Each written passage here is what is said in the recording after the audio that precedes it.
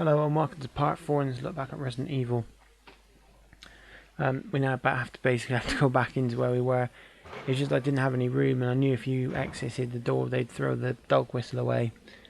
Because we need to pick up the dog's collar. In the dog's collar is, well, it says a coin, but if you investigate it or examine it even, investigate it sounded stupid. If you examine it, it reveals that it's actually very similar to the armor key, which we need to go and get. We need to go back to where we started. Well, near to where we started. You might actually get to see the first Crimson Head, because this guy's random. I think, I'm not too sure. Sometimes you can run in that room quite a few times and he doesn't come to life. Sometimes it's two. So I'm not really sure if it's random. It might just be my experience. I could, as I said, I might have just seen it, thought it was that way, and it's actually not. Yeah, maybe we'll see and maybe we won't. Actually, I'm going to go downstairs first because I want to make some room. Because our first save box is down there. But I think there's two zombies. Is there one there? Yeah. And I'm going to try and do the trick of making them fall on top of each other. Just so I can ignite them both at the same time. Sometimes you can get a headshot on this one here, but it's only happened a few times for me, really.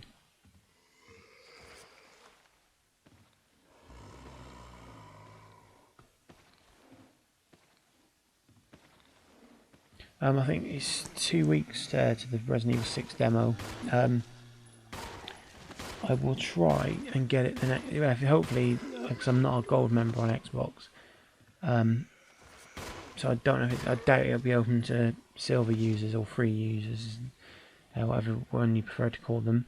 But I do have one of those 1 month free subscriptions, so I might use that because I can't see me ever using it. But I might just wait till the 19th and get it. Well, see if they do. They might do it on the European PlayStation Store on Tuesday, but I really doubt it. But I do have access to an American PlayStation Network account. I probably shouldn't, but I know a lot of people do it. So if it's on there, I'll try and download it a day early.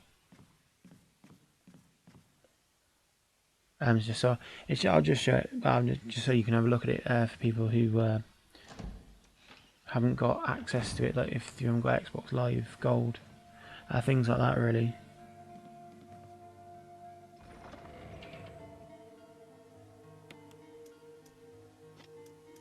Or if some people have got the old Xbox and don't have a way of hooking it up without the wireless adapter. Because mine used to be like that, but I found a really cheap trick around it. You just need what's called a crossover wire. I think it cost me about £7, and you can just hook it up to your laptop. There's some fancy settings that you've got to do with your computer, but just Google it if you're looking to do, you're interested in that, because it's really quite complicated, I find, to explain. Anyway, back to the game. Right. We now have to sort of go back to the start, which is just through this door, actually. In the original game, this led to the kitchen area, this door here, because you have to have a special code that Barry gave you very late in the game. Well, sort of the middle of the game, actually. There's Dave looking in the mirror there. I really need to stop calling every zombie Dave. I can't think of any original names.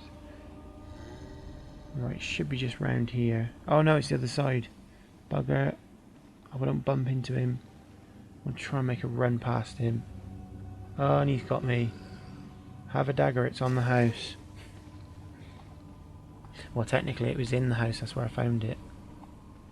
There's this guy going to get up. Oh, great. I'll deal with him on the way back out.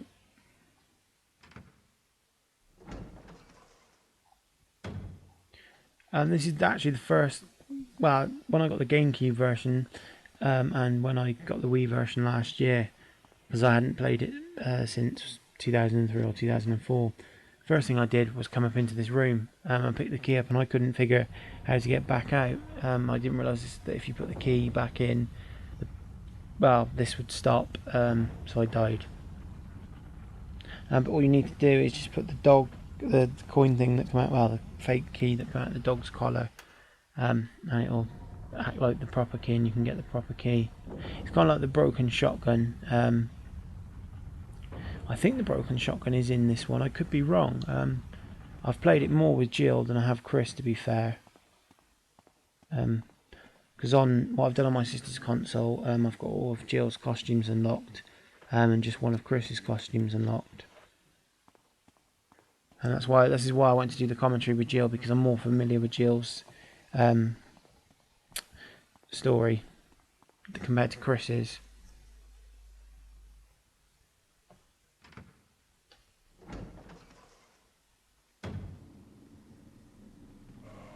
Right, where's Bertie Bassett hiding? I can hear him groaning, but I think I'm going to get... Oh, I've got the shotgun equipped. I didn't realise I did that. Oh, there he is. Oh, no, it's not that one. It's the other one. Did he just attack the other one? I've never seen that before.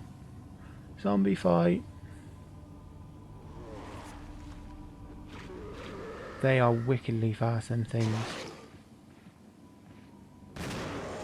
And once these die, they stay down forever. They don't come back, that I'm aware. I don't remember them ever coming back.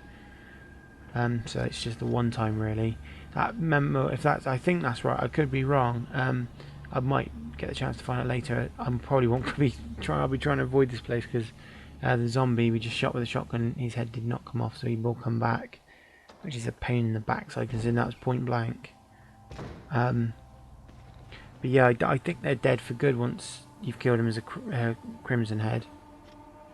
Which, if that is the case, I could be wrong. That memo's a bit misleading, saying they keep coming back. Technically, they come back once, but I think that's... Oh, it doesn't really matter.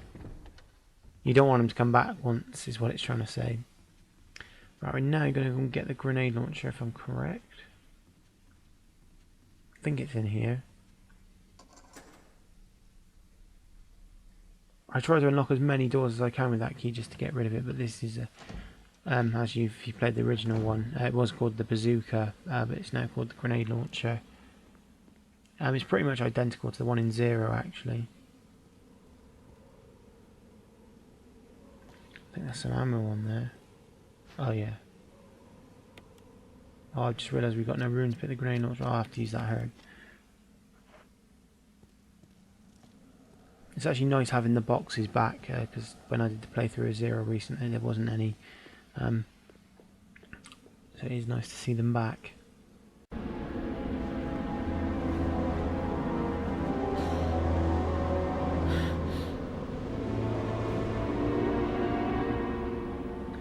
I don't think Chris actually needs to come in here for anything, because he can't get the grenade launcher.